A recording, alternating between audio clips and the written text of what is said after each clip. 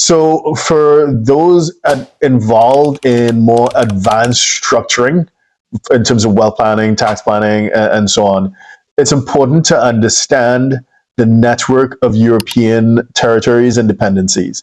So this is the first in a series of videos where we'll take a deeper dive into European dependencies and territories around the world. So now that we have established in the previous video the distinction between European territories and dependencies, how is it and to what extent can these territories and dependencies have more advantageous tax regimes as opposed to the jurisdictions that oversee them?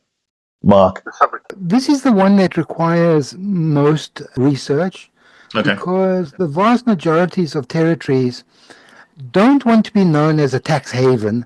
That means they don't want to give tax advantage to non-residents over the normal residents. As soon as there's a distinction, the OECD and Global Network and Tax Justice Network and EU Commission really attack those types of countries. So they do one of two things regarding tax.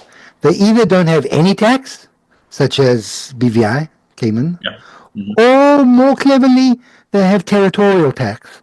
That means, and there's various types of territorial tax. So it could be any income that is derived from the territory is not taxed, but normal income derived in the territory, such as hotels, they pay tax. Or some territories, like Falklands, don't have tax on income that's remitted back to the territory. So it takes up most of my research to find out how is income taxed differently in each of these territories. Okay. And yeah, I guess it's quite involved because each territory can potentially have a quite unique tax regime, and there may be nuances among them as well.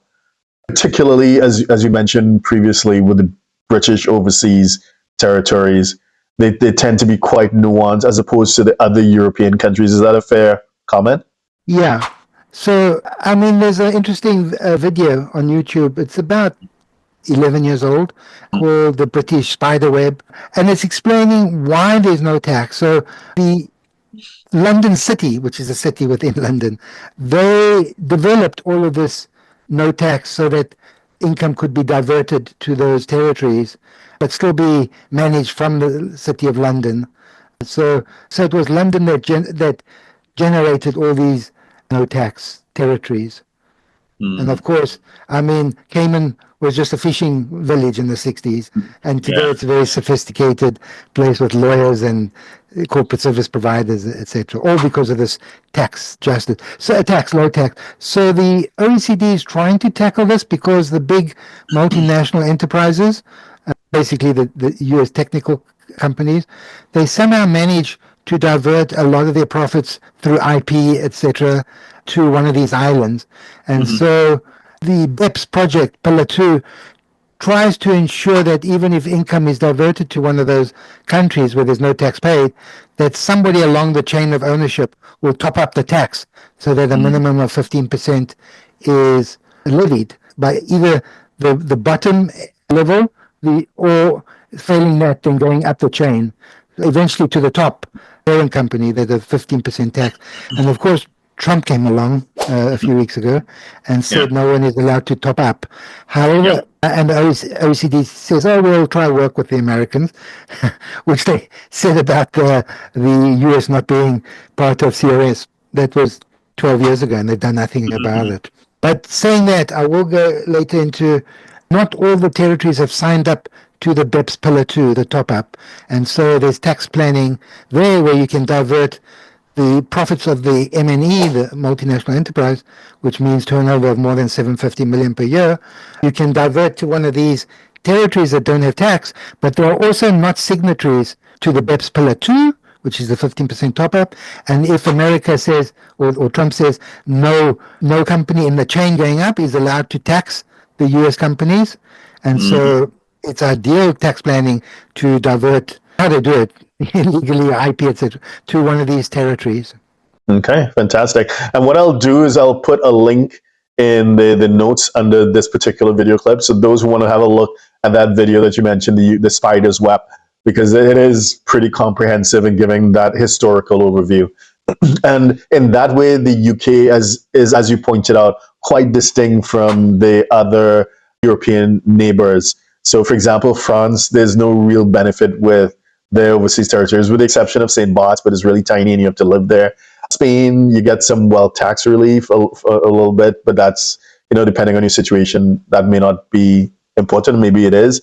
For Portugal, Madeira and the Azores, particularly Madeira, maybe some planning opportunities in terms of reduced corporation tax, individual personal tax, as well as having trust legislation. But again, it's not on the same level as the UK overseas ones. The Dutch, of course, they have most popularly the ABC Islands, but things have evolved since there were some controversial structures being used within recent history. So the takeaway really is that the British overseas territories and dependencies are where the action is at in terms of planning opportunities, I think, as you pointed out. I mentioned the French territories. Okay. So the French have 9 different territories, but they split them into what is called droms and coms. Droms is domestic. The territory is a region of France. Yes, a department. That's what the D stands for, drom, okay? Yeah. And then you've got the coms, which is a collectivity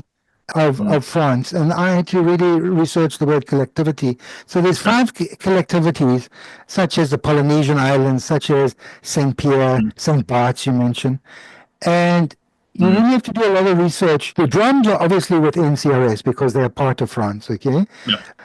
But the coms are like the dependencies, the British dependencies.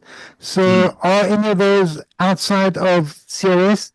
And you've really got to do a lot of research that when France signed the MCAA, the Multilateral Competent Authority, they obligated the COMS, the collectivity, to implement this. But on top of that, because it was ambiguous for St. Bart's and one of the other little islands, I can't remember, I think it was St. Martin, they were forced to sign the CRS. It wasn't so clear that they had to follow the French in doing that. So there's no tax planning really available, except for the little island, well, the 2 little islands. It's Wallis and Fortuna in the south. And because there's no income tax on companies or individuals, no wealth tax, no capital gains tax. They make all their income, like Monaco, from indirect taxes. Well, Monaco's got taxes, but there are some countries like Bahamas where they get their income from indirect taxes, import duties, etc. Okay. Okay. Thank you very much again for sharing your incredible insight. What's the best way for someone to find you or to reach out to you to get in contact? My website, co-ownershiptrust.com, and then you'll find 850 articles.